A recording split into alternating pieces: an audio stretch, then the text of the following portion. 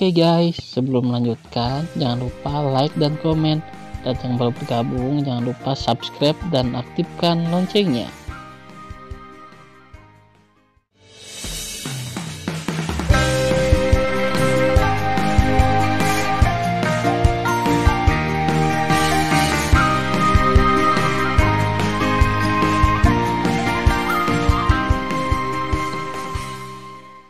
Episode 12.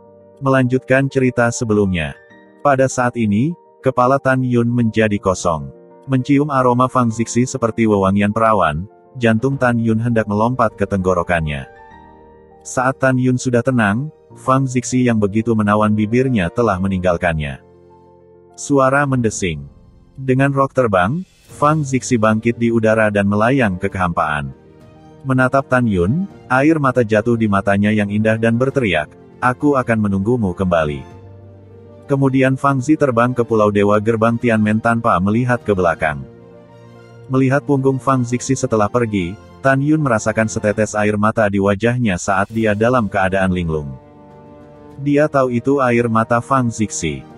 Segera, Tan Yun menghabiskan seluruh kekuatannya dan berteriak, "Baik." Kata "baik" menjelaskan niat Tan Yun terhadap Zixi. Suaranya nyaring dan menyebar jauh dan luas. Samar-samar terlihat bahwa punggung Fang Zixi terbang menuju istana Tianmen, berhenti dari kehampaan, dan kemudian dengan cepat menghilang ke pandangan Tan Yun. Sayang, Yu Yunxi tidak bisa menahan nafas. "Yunxi, ada apa denganmu?" Tan Yun menoleh ke belakang dan bertanya.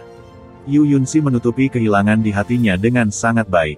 Alisnya terangkat sedikit, memasukkan manyau kecil, cemberut mulut Cherry dan berkata, "Saya kembali ke kuil Tianmen dengan tunangan saya, dan saya menyaksikannya dengan mata kepala sendiri. Dia dan dua wanita cantik sedang jatuh cinta. Apa itu peduli dengan desahanku?" "Oh." Tan Yun terhibur oleh Yu Yunxi. "Apa yang Anda tertawakan?" kata Yu Yunxi dengan marah. "Kamu tidak berpura-pura sama sekali." Tan Yun berkata sambil tersenyum, "Jika kamu benar-benar memperlakukanku sebagai tunanganmu, kamu tidak boleh menghela nafas saat melihatku dan wanita lain seperti ini." "Tidak menghela nafas, apa yang seharusnya?" Yu Yunxi melirik Tan Yun. Tan Yun berpikir, itu pasti cemburu, tidak bahagia dan membenciku. Memotong. Yu Yunxi pura-pura tidak peduli, "Terus terang, kamu adalah tunanganku, hanya berakting. Mengapa aku cemburu dan tidak bahagia?" Tan Yun tersenyum dan berkata, "Baiklah, berhentilah membuat masalah. Aku akan mengirimmu kembali ke dinasti Shizu sekarang." "Aku tidak akan kembali." Yu Yunxi menggelengkan kepalanya. "Saya ingin pergi bersama Anda." "Tidak." Tan Yun menolak saat mengemudikan Sensu, "Saya akan membawa Subing. Mereka akan mengalami kecelakaan. Jika Anda mengikuti saya, itu berbahaya dan tidak diketahui." "Tan Yun, biarkan aku mengikuti." Yu Yunxi maju dan meraih lengan Tan Yun, genit dan menganiaya, "Saya belum pernah ke benua Dongzu sejak saya masih kecil. Saya sangat ingin melihatnya. Terlebih lagi, aku sekarang adalah 6 tingkat ranah Dewa Tao. Kekuatan tantangan lompatan sudah cukup untuk menghancurkan kesempurnaan agung ranah Dewa Tao. Itu tidak akan menahanmu." Tan Yun menggelengkan kepalanya dan berkata, "Yunxi, kali ini berbeda. Aku tidak akan mengunjungi gunung dan sungai. Jika ada kecelakaan." Tanpa menunggu kata-kata Tan Yun, Yu Yunxi berkata, "Apakah tidak ada kecelakaan bagi saya untuk tinggal di istana? Permaisuri Liu, putra mahkota dan ibu serta anak semua ingin membunuhku. Meskipun aku memiliki perlindungan Tuan, jika mereka membawa Tuan pergi, mereka akan memiliki kesempatan untuk membunuhku. Coba pikirkan, aku berbeda dari Bing Xuan. Dia tinggal di kuil Tianmen dan tidak ada yang menyakitinya, tapi bagaimana denganku? Biarkan aku pergi bersamamu. Kamu tidak ingin mengubahku menjadi mayat ketika kamu kembali dari benua Dewa Dongsu." Tan Yun mengulurkan tangan kanannya dan menutupi bibir Yu Yunxi. "Jangan katakan kata-kata tertekan seperti itu. Aku tidak mau, jadi biarkan aku pergi bersamamu." Yu Yunxi berkata, "Pikirkan tentang itu. Lebih meyakinkan bagimu untuk menjaga dan melindungiku, atau lebih meyakinkan bagimu untuk membiarkanku kembali ke istana?" Tan Yun mengerutkan kening dan ragu-ragu untuk waktu yang lama. Dia berkata, "Baiklah, kamu bisa pergi denganku, tapi semua yang ada di jalan harus mendengarkanku. Hehehe, oke. Mendengar ucapan itu, Yu Yunxi langsung merasa seperti burung yang lepas dari sangkar. Tunangan, kamu sangat baik padaku. Yu Yunxi berkata sambil tersenyum. Tan Yun memutar matanya diam-diam. Pada hari-hari berikutnya, sambil berbicara, mereka terbang keluar dari benua barat Laut Dewa dan pergi ke timur. Karena benua Dewa Shizu dan benua Dewa Dongzu jauh, dan masih ada lautan sihir yang luas di antaranya, Tan Yun dapat melihat dari peta dan slip batu giok yang disediakan oleh Yu Yunxi bahwa dibutuhkan setidaknya 1600 tahun untuk mencapai perbatasan. Benua Dewa Dongzu dengan kecepatan mengendarai perahu dewa. Pada waktu bersamaan, di dinasti leluhur Shizu, Kaisar Shizu menemukan Dao Xing dan berkata dengan mata khawatir, Dao Xing, kemana perginya Shen Wuhou dan Xier? Sudah lebih dari 120.000 tahun dan belum kembali. Jangan khawatir tentang Kaisar Agung, kata Dao Xing. Lampu kehidupan Xier masih menyala, yang berarti dia masih hidup. Shen Wuhou bersamanya, dia akan baik-baik saja. Kaisar Shizu bertanya, ketika Dao Xing, Xier dan Shen Wuhou pergi, apakah mereka memberitahumu kemana harus pergi? Dao Qingdazun berkata, beritahu Kaisar Agung bahwa Xier tidak pernah meninggalkan istana sejak dia masih kecil. Dia ingin melihat dunia luar. Jadi Tuan Shen Wu mengajak Xier keluar untuk bermain. Bawahannya memperkirakan saat bermain, mereka juga akan berlatih secara terpisah. Oleh karena itu, mereka belum kembali sampai sekarang. Jangan khawatir, dari sudut pandang bawahan, hari mereka kembali adalah saat mereka menikah. Mendengar apa yang dikatakan Dao Qing, Kaisar Shizu merasa lega. Pada saat bersamaan, Qilong gemetar karena marah ketika mengetahui bahwa Tan Yun tidak kembali. Binatang buas Markis Shen Wu pasti khawatir aku akan membunuhnya, jadi dia bersembunyi. Xiao Zhang, kamu bisa bersembunyi sebentar, tapi kamu tidak bisa bersembunyi seumur hidup. Selama kamu kembali, Grand Marshal akan mencabikmu hidup-hidup dan membalaskan dendamku. Ketika Qilong marah, Zheng Linting, Marsekal Agung Shizhen, tidak dalam suasana hati yang lebih baik. 4 musim bergantian, dan tahun-tahun terus mengalir. 200 tahun telah berlalu. Sekarang Tan Yun telah mencapai ujung timur benua Dewa Shizu, melayang di atas gunung seperti karang. Menengok ke timur, yang terlihat adalah air laut yang berwarna hijau semua. Menghadapi angin laut, Yunxi mengerutkan kening dan gigi terbuka. Tan Yun, menurut slip batu giok di peta, ada 2 pilihan untuk mencapai perbatasan benua Dongzu. Pertama, seberangi area laut ajaib. Ketika Anda mencapai area terlarang jauh di dalam area laut ajaib, terbanglah di sekitar area terlarang. Dengan cara ini, dibutuhkan ribuan tahun untuk mencapai perbatasan benua Dongzu. Rute ini memakan waktu terpendek waktu, tetapi ada risiko. Kamu tahu, orang-orang dari 4 benua sering memasuki wilayah laut ajaib untuk berburu binatang di laut dengan imbalan kekayaan. Oleh karena itu, konon perampokan, pembunuhan, dan penjarahan sering terjadi di wilayah laut ajaib.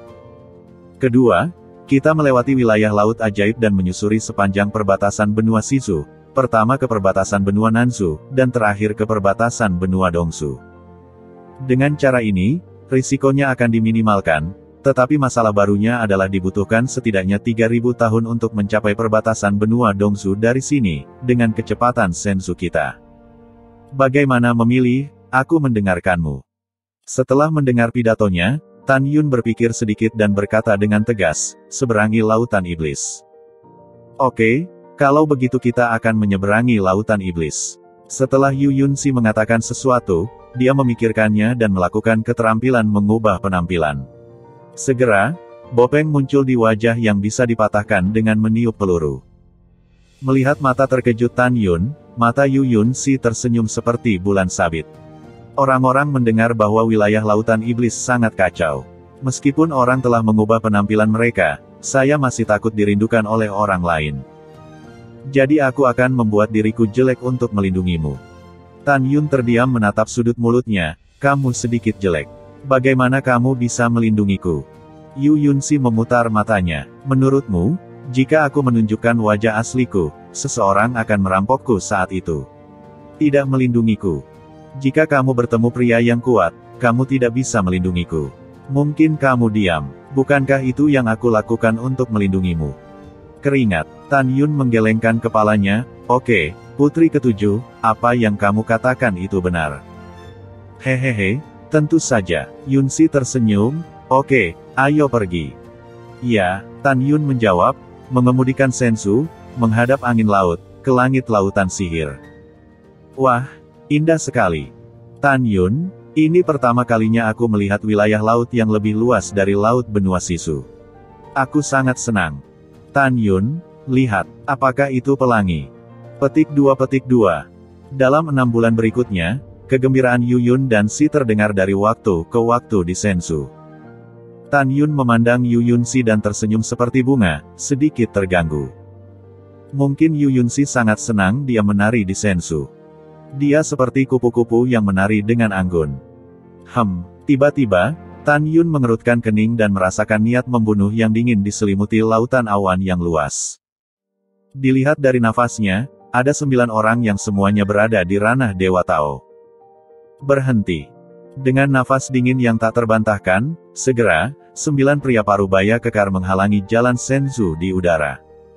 Tan Yun mengendalikan Senzu untuk melayang di udara, melirik ke 9 orang, dan menemukan bahwa yang pertama adalah kesempurnaan agung dari ranah Dewa Tao, dan 8 sisanya adalah tingkat 9 dari ranah Dewa Tao. Saya tidak tahu apakah Anda menghalangi jalan. Apa yang bisa saya lakukan untuk Anda? Kata Tan Yun sambil tersenyum. Yang pertama langsung mengabaikan Tan Yun, memandang Yu Yunsi yang berhenti menari, dan berkata sambil tersenyum, Nona kecil, teruslah menari. Nona kecil, meskipun dia terlihat bopeng, tutut, tarian ini sangat indah, terutama sosok ini, tutut.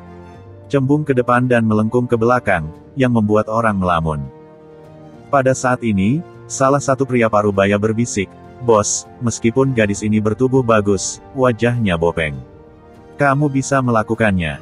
Aku akan pergi ke ibumu. Kepala pria parubaya berbaju hitam menendang pria parubaya itu dan berkata dengan senyum cabul, apa yang kamu ketahui? Pikirkanlah, saat menaklukkan wanita kecil ini, tutupi saja matamu. Lihatlah sosoknya yang luar biasa. Tutut adalah yang terbaik. Kata-kata pria parubaya berbaju hitam itu langsung membuat 8 orang tertawa. Ketika Yu Yunsi tumbuh dewasa, dia sangat marah hingga tubuhnya yang halus bergetar. Yunsi, jangan marah. Tan Yun melangkah maju dan menepuk pundak Yu Yunsi. Tidak ada gunanya marah pada sekelompok anjing gila sampah. Sialan, pria parubaya berbaju hitam, dengan wajah muram, kamu adalah 9 semut mol ranah Tao. Aku ingin kamu meninggalkan uang dan gadis ini, jadi aku membiarkanmu pergi. Tapi sekarang sudah terlambat. Tanpa menunggu kata-kata pria parubaya berbaju hitam, dia dipotong oleh Tan Yun, dia adalah tunanganku. Kamu segera berlutut dan meminta maaf padanya, lalu menamparkan dirimu sendiri ratusan kali, lalu menyerahkan barang-barangmu. Aku akan membiarkanmu hidup. Haha, pria parubaya berbaju hitam tiba-tiba tersenyum dan memandang Tan Yun seperti orang bodoh. Apakah kamu mendengar itu? Ayo berlutut, saling menamparkan 100 kali, lalu menyerahkan barang-barang kita. Pergi dan hancurkan benda yang tidak tahu kebesaran langit dan bumi ini. Perintah pria parubaya berbaju hitam, tanpa memperhatikan kehidupan yang dijalani. Jelas, saya tidak tahu berapa banyak darah yang ada di tangan saya. Ini kakak laki-laki. Seorang pria parubaya dengan tinggi sekitar Zhang melompat ke Senzu dengan senyum ganas. Dia tiba-tiba muncul di depan Tan Yun seperti singa, mengayunkan tinju besar seperti mangkuk, dan melemparkannya ke kepala Tan Yun. Ledakan. Dengan pukulan, kekosongan runtuh. Dalam hati orang ini, membunuh Tan Yun, yang merupakan ranah Tao tingkat ke-9, tidak ada bedanya dengan menghancurkan seekor semut. Bang! Tan Yun tidak mengelak. Klik. Tidak, tinjuku. Dalam suara patah tulang yang jelas, darah terciprat dan jari-jari yang patah terbang bersamaan. Tinju yang ditiup pria parubaya di kepala Tan Yun terbuka di bawah kepalaan Tan Yun. Pria parubaya itu memecahkan matanya dan berteriak, aku akan membunuhmu. Berdengung. Kehampaan bergetar hebat. Pedang ajaib terbang keluar dari orang parubaya dan menusuk tenggorokan Tan Yun. Bunuh aku. Kamu pantas mendapatkannya. Tan Yun mendengus dingin. Setelah menghindari pedang yang menusuk, dia terbang mendekat ke dirinya sendiri, mengangkat telapak tangan kanannya dan mengambilnya dari wajah paruh baya itu. Kekuatan telapak tangan Tan Yun membuat kekosongan di area yang luas penuh retakan jaring laba-laba. Kak, dia terlalu cepat. Bantu aku. Bang! Teriakan ketakutan untuk bantuan tiba-tiba berhenti, dan Tan Yun meledakkan seluruh kepalanya, dipenuhi dengan kabut darah, dan jiwa serta janin semuanya hancur. Celepuk. Mayat tanpa kepala jatuh ke dalam kehampaan. Begitu mereka jatuh ke lautan iblis, mereka digigit dan ditelan oleh binatang buas yang jelek di laut. Melihat Tan Yun yang menonjol untuk dirinya sendiri dan Yu Yunsi di Senzu, saya sedikit terganggu, dan rasa aman tumbuh di hati saya. Sepertinya selama dia ada, semuanya cerah dan semuanya indah. Dalam kehampaan, 8 orang yang tersisa menatap Tan Yun. Mata mereka terkejut pada awalnya, dan kemudian mereka terbakar amarah dan mata merah. Ke-8 orang itu dikejutkan oleh kemampuan Tan Yun untuk melampaui level. Tanpa diduga, tingkat 9 ranah Tao membunuh tingkat 9 ranah Dewa Tao. Dengan marah, 9 dari mereka menjadi saudara sejak 300.000 tahun yang lalu. Dalam 300.000 tahun, 9 orang berbagi kebahagiaan dan kesulitan. Saya tidak menyangka Lao Jiu akan mati hari ini. Kakak laki-laki. Yang ketiga meraung, pasti kecerobohan Lao Jiu. Kalau tidak, bagaimana bocah itu bisa membunuh Lao Jiu? Kakak, beri perintah dan biarkan saudara-saudara menghancurkan bajingan itu. Oke, pria parubaya berbaju hitam itu gemetar karena marah. Saudaraku, bunuh dia untukku dan balaskan dendam Lao Jiu. Setiap orang punya andil dalam membunuhnya.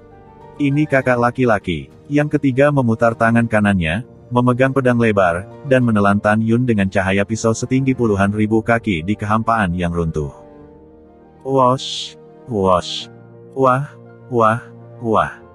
Hampir pada saat yang sama, 6 orang yang tersisa mengorbankan pedang dewa, berpencar dari udara kosong, mengepung Senzu, melepaskan pedang dengan atribut berbeda dan memotong di Tan Yun. Tan Yun, yang dikepung di Senzu, mempermalukan Yu Yunsi ketika dia mendengar bahwa setiap orang mencoba bunuh diri. Matanya menunjukkan niat membunuh yang tidak terselubung, sekelompok binatang buas yang tidak masuk akal, kalian semua harus mati hari ini.